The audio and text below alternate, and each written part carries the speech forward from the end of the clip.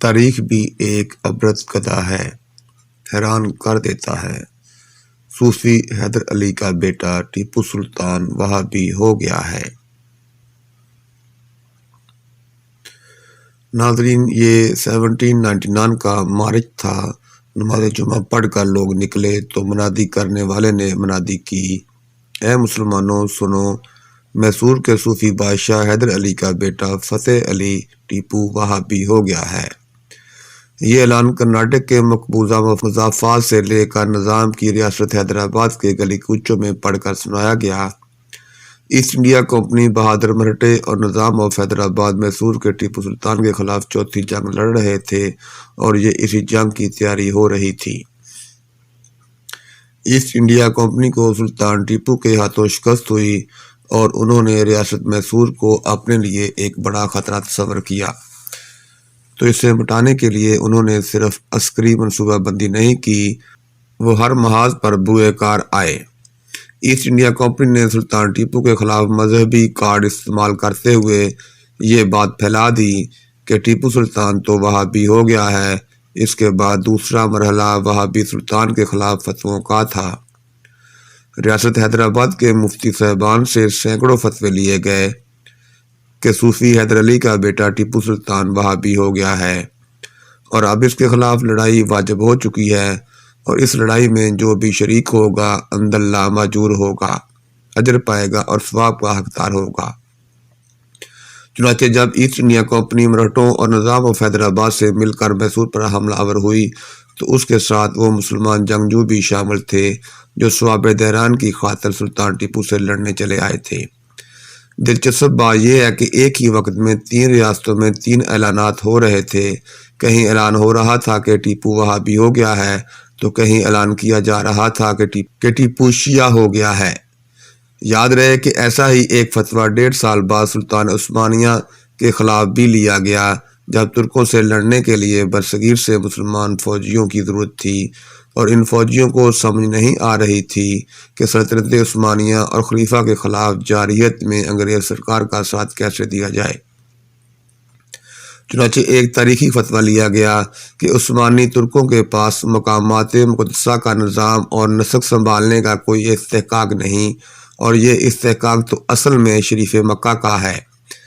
تاریخ ایک پورا عبرت کدہ ہے۔ القدس میں عثمانی ترکوں کو شکست دے کر برطانوی لشکر گھسا تو اس کے اولین دستوں میں ہندوستان کے مسلمان بھی شامل تھے۔ اسی ہندوستان میں پھر تحریک خلافت چلائی جاتی رہی۔ عربوں نے عرب مزاحمت کے پرچم تلے ترکوں سے بغاوت کی اور نتیجہ یہ نکلا کہ القدس برطانیہ کے پاس چلا گیا۔ وہی عرب بغاوت کا پرچم تھام کر آج فلسطینی اسی آزادی کو تلاش کر رہے ہیں جو اسی پرچم تلے گنوائی گئی تھی، اور سلطان ٹیپو کو کسی نے وہابی اور کسی نے شیعہ سمجھ کر مرہٹوں اور ایسٹ انڈیا کمپنی کا ساتھ دیا، لیکن اسی سلطان کے مزار پر لکھا ہے ٹیپو بنام دین محمد شہید شد۔ سلطان ٹیپو امر ہو گیا، اور سلطان کے شہید ہونے کے بعد آج ان سہولتکاروں کی دھول کا بھی کوئی نشان نہیں ہے۔ مذہبی کارڈ نہ صرف کل استعمال ہوا بلکہ آج بھی ابلاغ کے میدان میں مسلم معاشروں کی فالٹ لائنز کا تذکرہ اہتمام سے کیا جاتا ہے۔ یہی کام ٹیپو سلطان کے ساتھ بھی ہوا، حالانکہ ٹیپو سلطان کسی بھی قسم کی فرقہ واریت سے بلند انسان تھا۔ اس کی کہانی تو بس اتنی سی تھی کہ ٹیپو بنام دین محمد شہید شد۔ مسلمانوں کے مکاتب فکر کی عصیبت تو کجا، اس نے تو ہندوؤں کے ساتھ بھی کوئی امتیازی سلوک نہیں کیا کہ وہ ایک حکمران کے طور پر سب کے لیے خیر تھا۔ سلطان کے دربار میں ہندوؤں کے پاس اہم مناصب تھے۔ سلطان کا وزیر خزانہ کرشنا چارچیا پورنیا ہندو تھا۔ یہی ہندو ریاست میسور کا پہلا دیوان یعنی وزیر اعظم بھی تھا۔ سلطان کے خزانے سے 156 مندروں کی مالی مدد کی جاتی تھی۔ ٹیپو کے خزانے کے سونے اور چاندی کے سکوں کے نام مذہبی یکجہتی کا استعارہ تھے۔ سب سے قیمتی سکے کا نام سرکار دو جہاں صلی اللہ علیہ وسلم کی نسبت سے احمدی تھا۔ اس کے بعد قیمتی ترین سکہ صدیقی تھا جسے صدیق اکبر سے نسبت تھی۔ تیسرے سکے کا نام فاروقی تھا، ایک سکے کا نام عثمانی اور ایک کا نام حیدری تھا۔ ٹیپو کے خاص دستے کا نام اسد اللہ ہی تھا۔ یہی ٹیپو سلطنت عثمانیہ کو لکھ بھیجتا ہے کہ فراز سے نجف تک نہر کھودیے، اس کا خرچ ریاست میسور دے گی۔ یہ سفارت جب واپس میسور پہنچی تو ٹیپو دفن ہو چکا تھا۔ ٹیپو بنام دین محمد شہید شد۔ لیکن جب تراویزاتی ضرورت محسوس ہوئی تو اسی ٹیپو کے خلاف مذہبی بنیادوں پر پروپیگنڈا شروع کر دیا گیا۔ جہاں جو الزام سود مند ثابت ہو سکتا تھا، علاقہ اور لوگوں کے رجحانات دیکھ کر ٹیپو پر وہی الزام عائد کیا گیا۔ فرقہ وارانہ منافقت کا برصغیر میں یہ پہلا تراویزاتی استعمال تھا۔ اس بیانیے میں لفظ صوفی حیدر علی کا استعمال بھی بڑا دلچسپ ہے۔ یہ گویا تاثر دیا جا رہا تھا کہ سلطان حیدر علی کی فکر سے اس کے بیٹے نے بغاوت کر رکھی ہے اور حیدر علی کے وفاداروں کو اب اس کے بیٹے کا ساتھ نہیں دینا چاہیے۔ میسور کی فتح کے بعد انگریزوں نے سلطان کے کتب خانے کا معائنہ کیا تو وہاں سے صوفی ازم پر 115 کتابیں نکلیں۔ چارلس سٹیورٹ نے سلطان کے کتب خانے کی مکمل فہرست شائع کر دی، جو A Descriptive Catalogue of the Oriental Library of the Late Tipu Sultan کے نام سے پاکستان آرکائیوز میں بھی محفوظ ہے۔ لیکن اب کسی نے کوئی اعلان نہ کیا کہ صوفی حیدر علی کے وہابی بیٹے کی لائبریری سے صوفی ازم کی 115 کتابیں نکلی ہیں۔